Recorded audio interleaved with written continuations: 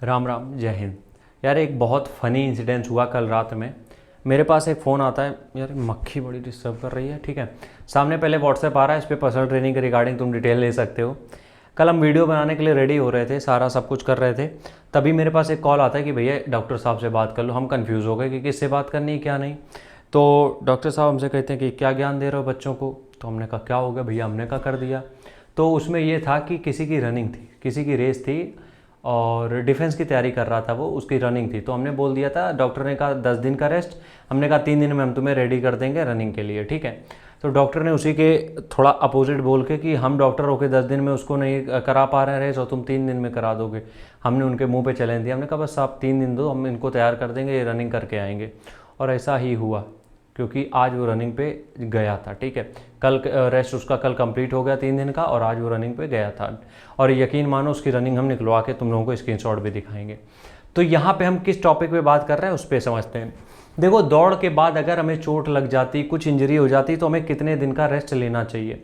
सबसे पहली बात, डॉक्टर को अंडर एस्टिमेट मत करो। डॉक्टर कभी भी ट्रेनर से बड़ा नहीं होता है, छोटा नहीं होता। डॉक्टर की पोजीशन अलग है, ट्रेनर की पोजीशन अलग है। अब देखो, डॉक्टर हर चीज़ को थोड़ा सा सहूलियत की तरीके से देखता है कि यार इसके चोट बढ़ ना जाए या फिर जो भी दिक्कत होगी बाद में मेरे पास आएगा। ट्रेनर क्या करता है, ट्रेनर को सोचता ही है कि एक बार हमें रनिंग निकलवानी, वो निकलवा दें, उसके बाद जो भी होगा इलाज कराता रहे। ठीक है, तो हम दोनों को बैलेंस बना के आज के वीडियो बना रहे हैं। सबसे पहली बात ये देखो, तुम्हारी इंजरी डिसाइड करती है कि तुम्हें रेस्ट कितने दिन का चाहिए। माइनर इंजरी है तो 2 दिन में रिकवर हो जाओगे। अगर मेजर इंजरी है, अगर ऑपरेट से पहले की जो इंजरी होती है उनमें अमूमन 10 से 15 दिन लग जाता है। तो सबसे पहली बात यह है कि जो भी तुम्हें पार्ट में इंजरी लगी है, अक्सर घुटनों में या एंकल में होता है, जिस भी पार्ट में तुम्हें इंजरी हुई है, सबसे पहले डॉक्टर को दिखाओ, एक्सरे कराओ। वो डॉक्टर जितनी भी उसको गंभीर बता रहा, अगर बता रहा मेजर है, इतने दिन का तो रेस्ट चाहिए ही, और तुम्हें भी समझ में आ रहा है कि स्वेलिंग हो गई, सारी चीज़ें हैं, तो अगर डॉक्टर ये कह रहा है 15 दिन का रेस्ट लेना पड़ेगा तो ले लो।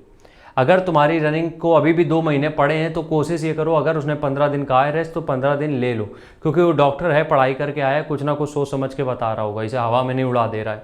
तो अगर वो बोल रहा है कि 15 दिन के लिए तुम्हें रुकना चाहिए तो रुक जाओ, क्योंकि उसके बाद जब तुम रिकवर होके जाओगे तुम्हारे पास 2 महीने पर्याप्त है तैयारी करने के लिए। लेकिन कुछ महानुभाव दिमाग लगा देते हैं कि 15 दिन का है तो 2 दिन रेस्ट लेने के बाद फिर रनिंग करने जाते हैं और 2 दिन बाद फिर बैठ जाते हैं। फिर वो कहता है 15 दिन, तब ये 15 दिन रेस्ट कर लेंगे। तो इससे अच्छा है कि शुरुआत में ही 15 दिन रेस्ट कर लो, अगर डॉक्टर कह रहा है तो।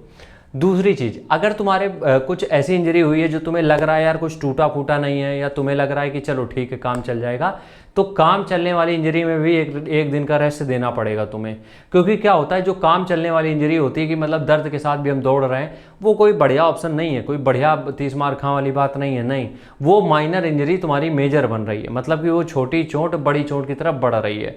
तो इसलिए क्या करना है, जब भी तुम्हें किसी भी जगह दर्द का एहसास हो, देखो दर्द भी 2 तरीके का होता है। एक होता है कि तुम्हारा रनिंग के बाद वाला दर्द जो कि 24 घंटे में चला जाता है, एक होता है रनिंग से दर्द जो कि 24 घंटे बाद भी नहीं जाता है, क्योंकि उसमें कहीं ना कहीं तुम्हें इंजरी हुई होती है।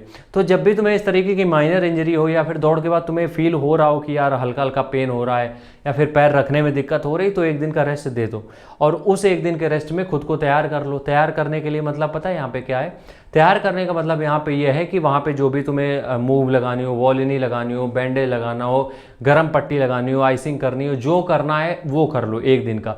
लेकिन 1 दिन का रेस्ट दे दो। 1 दिन का रेस्ट दे दोगे तो तुम्हारी रेस में बहुत इफेक्ट नहीं पड़ जाएगा।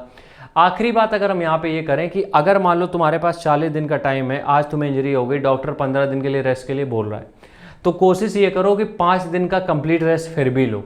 हम ये फिर भी कहेंगे, भले टाइम नहीं बचा है, 5 दिन का कंप्लीट रेस्ट फिर भी लो।